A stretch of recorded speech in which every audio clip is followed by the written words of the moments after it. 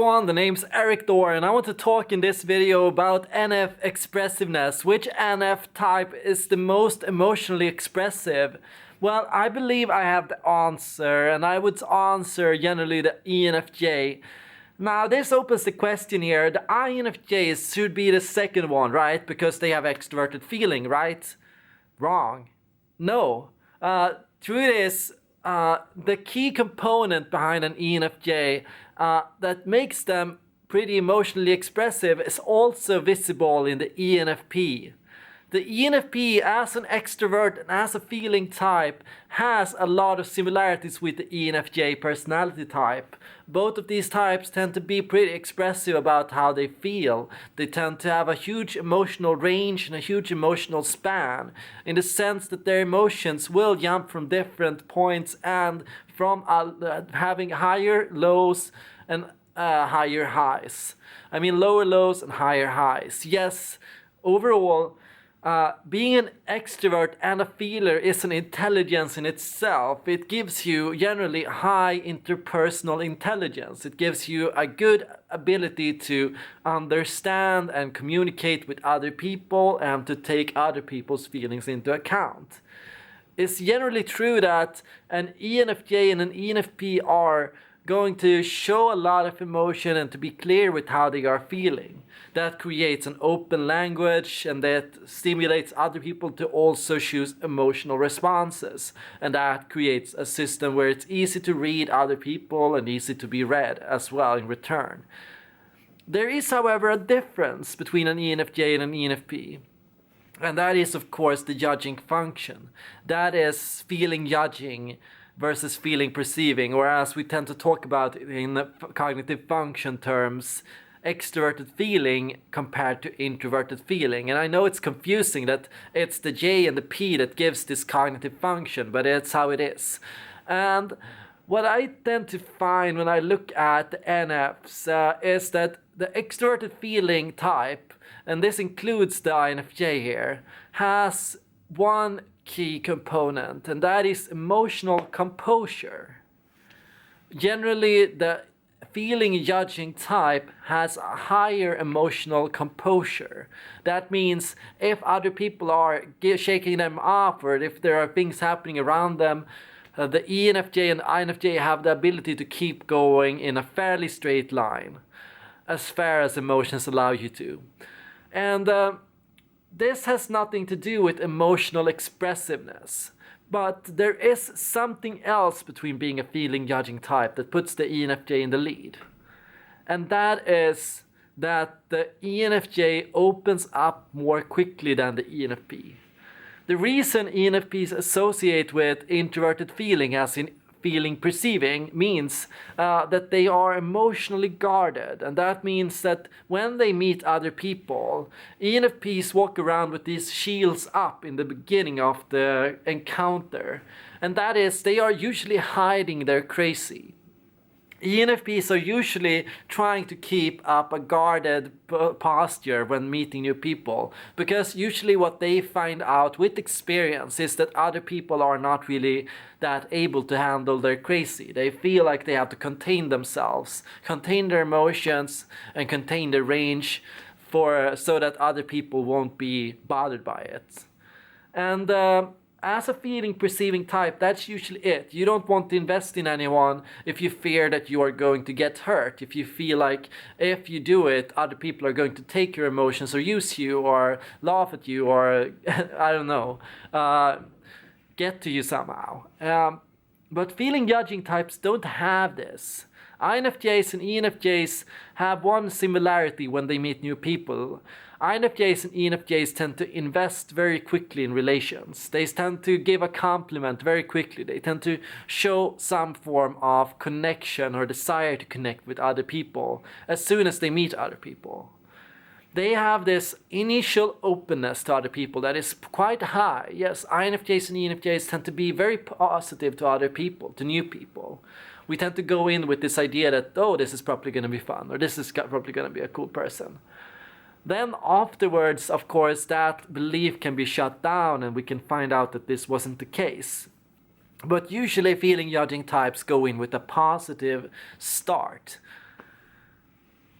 Usually with feeling perceiving types, it's the case that this shield has a purpose, and that is to shield you from investing in people that will betray you or let you down.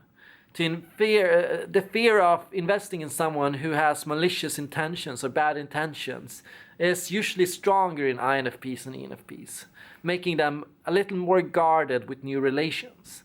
They go, can I trust this person? Is this person telling the truth? Does this person seem well-intentioned? And that becomes very important here. Like, there is a lid on-off thing going on for the feeling perceiving type. And usually the lid is on in the beginning. And then you kind of get with the feeling perceiving type that it's like an onion, because you have to peel away layers. Usually you can take away one layer, take away one shield, but then another one is still there. It's not as strong, but it's still layer by layer. You have to kind of search to find the feeling perceiving types true emotions and their true crazy in a sense. When you look at the INFJ, I think for that reason, a lot of time INFJs are confused to be emotionally expressive. Truth is, we are not emotionally expressive. In general, INFJs can be emotionally expressive and emotionally open quickly, but when the relation has started, that emotional expressivism quickly fades. And that can surprise a lot of people, especially I think INFPs and similar types, because you get this high range in the start that quickly starts to enter into a normal amount. And that early investment throws people off, because that makes people assume that INFJ has, they notice that INFJ for some reason has kind of lost interest in the relation, or it appears like the INFJ doesn't care anymore. This is, however, not true.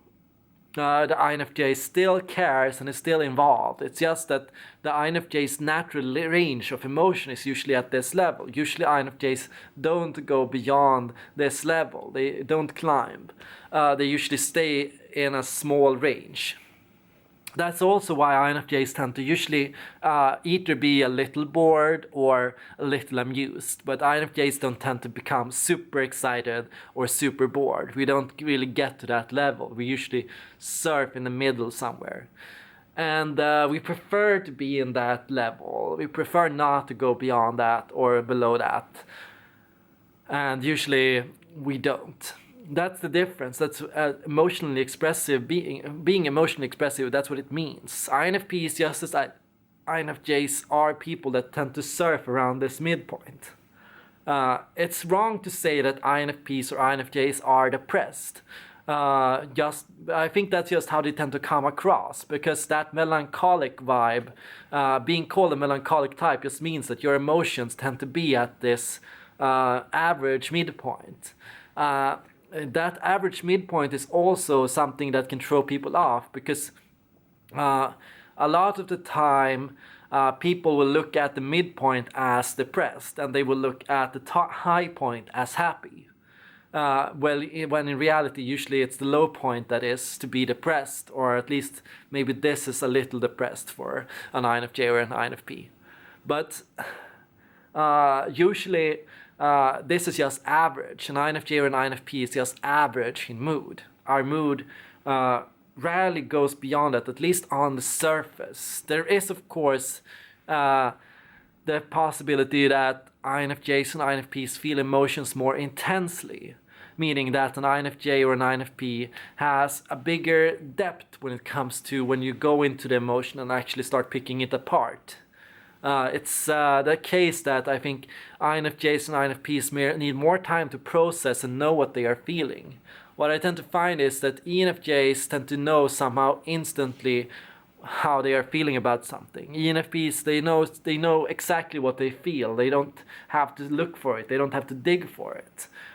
They can just pull it out from the door next to them. But with the INFJ and the INFP, you actually have to go deep sea diving to get to those emotions. You have to find out what you are feeling, and that's kind of interesting. The INFJ and the INFP are interpersonal types. They need to go into themselves, thinking about their inner emotional lives and what they are feeling. They actually need to dig up their own emotions to find out what is it down there, what is it I'm actually feeling. And sometimes I find that in the interaction with an ENFJ and an ENFP, the ENFJ or the ENFP is often trying to rush this process. So tell me how you feel. Yes, you should just be able to know it. But that's usually not the case with the INFJ and the INFP. Usually INFJs and INFPs need time to know what they are feeling. So that's also a plus. I think ENFJs and ENFPs can also feel relieved by that, because that means they don't have to put on a show. They don't have to rush. They can just sit down with the INFP and the INFJ and talk, and you won't get any crazy reactions or any quick overreactions. You'll just get that slow and steady process. That the INFJ and the INFP has a slower process doesn't mean that the INFJ or the INFP has a worse process, or that they are worse at recognizing their own emotions. No, I think usually what the payoff is here when you have a quicker processing is that sometimes as an ENFJ or as an ENFP, you will say things you don't mean. It will happen. You will misinterpret your emotions, or you will speak out and you will feel pushed, and you will get into that situation where it's harder to contain yourself. But for the INFJ and the INFP, it's usually a little easier to actually understand your own emotions. I mean, it takes time to get there, but when you get there, the understanding is usually pretty nuanced and pretty clear. And that's usually with others. We tend to understand others as well on that level.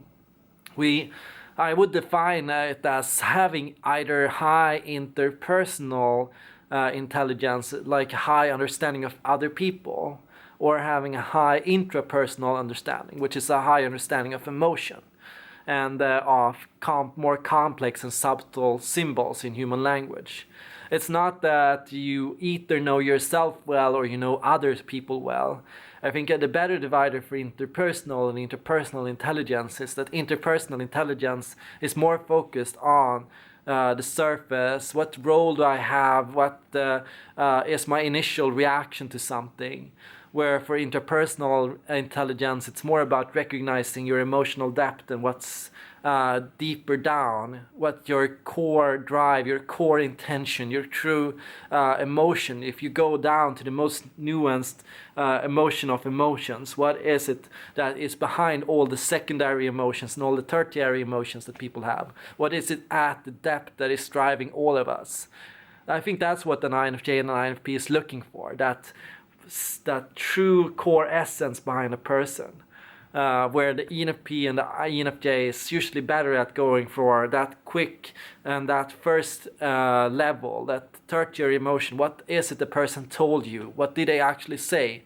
What did they actually do? There is a practicality here that differs from these types. And there is a difference in how you see people. I tend to see this a lot. ENFJs and ENFPs see people differently than INFJs and INFPs do. Still, I think by combining these two perspectives, that's when you get true understanding, because you need both of these things to actually communicate with people and to actually handle human interaction. I think the INFJ and the INFP process can be very disadvantageous in most everyday life situations. Usually that's when I need an ENFP or an ENFJ to actually keep the flow going, keep the communication open, to keep things happening. To keep proceeding in relations. I feel like often my initial response is to wait and to delay and to process, but sometimes you need to do something, sometimes you need to act. And then I think it's much better to be an ENFP or an ENFJ. That's all for now. I hope you enjoyed this video. If you did, feel free to stay tuned to tomorrow's next video. And as always, may your neurons be with you.